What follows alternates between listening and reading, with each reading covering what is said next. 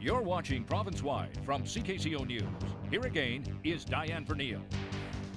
There's a question facing a number of communities across Ontario. What to do with schools that are sitting empty? Changing demographics and changes to education spending mean a growing number of schools, especially older ones, are no longer being used. In the city of Waterloo, one older downtown school is getting a new life. On the day that Alexandra School was scheduled for its grand reopening, we visited with the contractor for an up-close look at its new incarnation as an upscale condo. This was the second school in the region that was built in 1908. It closed down a few years ago, part of the trend of the demographics of uptowns, and it was shut down, and then it came up for sale in September of 1997.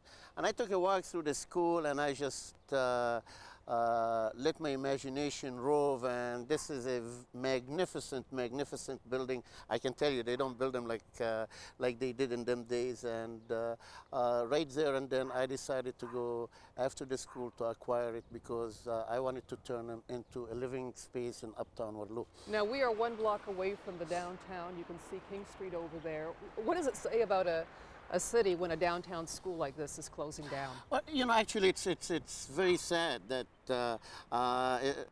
a school in the heart of uptown closes, because schools in the heart of our cities across the country, across Canada, is vibrancy, is activity, is people. So, and what I wanted to do is reverse the equation. The school is closed now. Maybe we will bring people to live in uptown Waterloo because of the location, because it is uptown, because it is close to all of our amenities and everything around us here.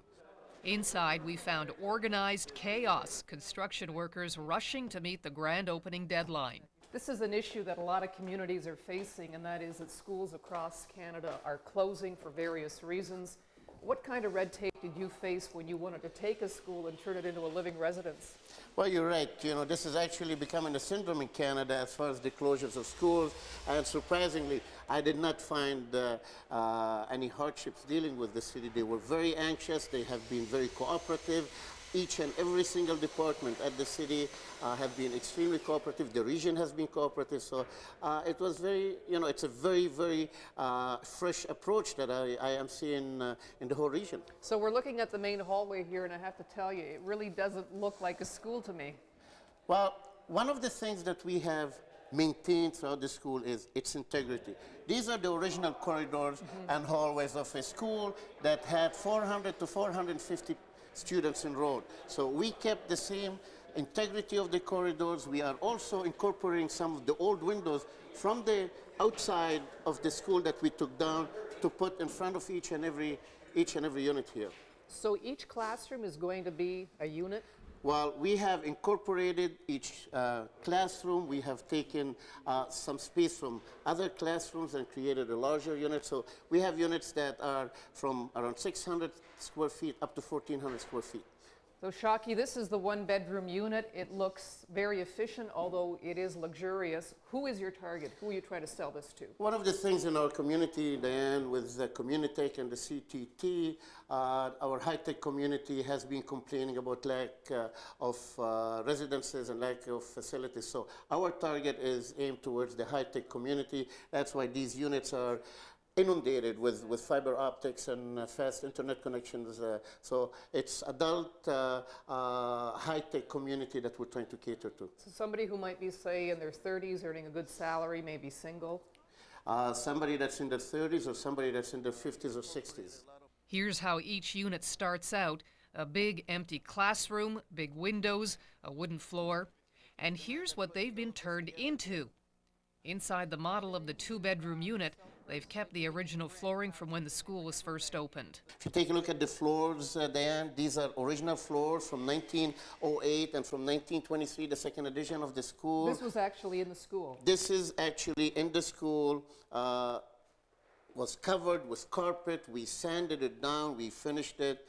These windows, we kept the integrity of the units. You know, we changed all the windows, the same ceilings, the height. So no, it's very hard to tell there was a school, but we took a classroom in itself and we converted it into a 2-bedroom.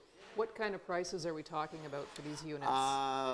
They vary from $89,900 to $219,900. Well, you've kept the old school door here on the executive suite. We have to fire rate it yet and what have you, but yes, we did. This is an original door of a classroom that used to be here. Who would have ever thought this was a classroom? Well, it took a lot of imagination to create this, and this is like, we're very, very proud of what we have turned this classroom into. I have to say, though, that you really have mixed feelings, because on one hand, it's sad to see all of these schools closing, and on the other hand, you are putting it to a good use.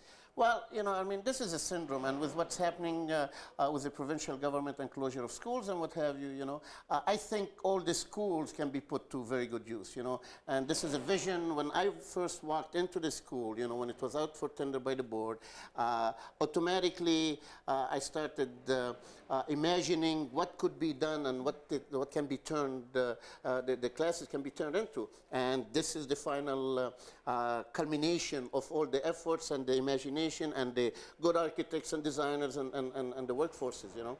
Across Canada, we have all these schools and old buildings that are being closed, or everybody thinks tear them down and turn them into parking lots and what have you. You know, we have to bring people to the heart of our community, and to do that, we have to give them good, spacious living quarters. 4 of the 22 units in Alexandra School are already sold. If you're interested in visiting the building, it's located at 35 Alexandra Avenue in Waterloo. Do you have anything you want to say about our program tonight? Have a pen and some paper on hand. Our mail segment is coming up on Provincewide.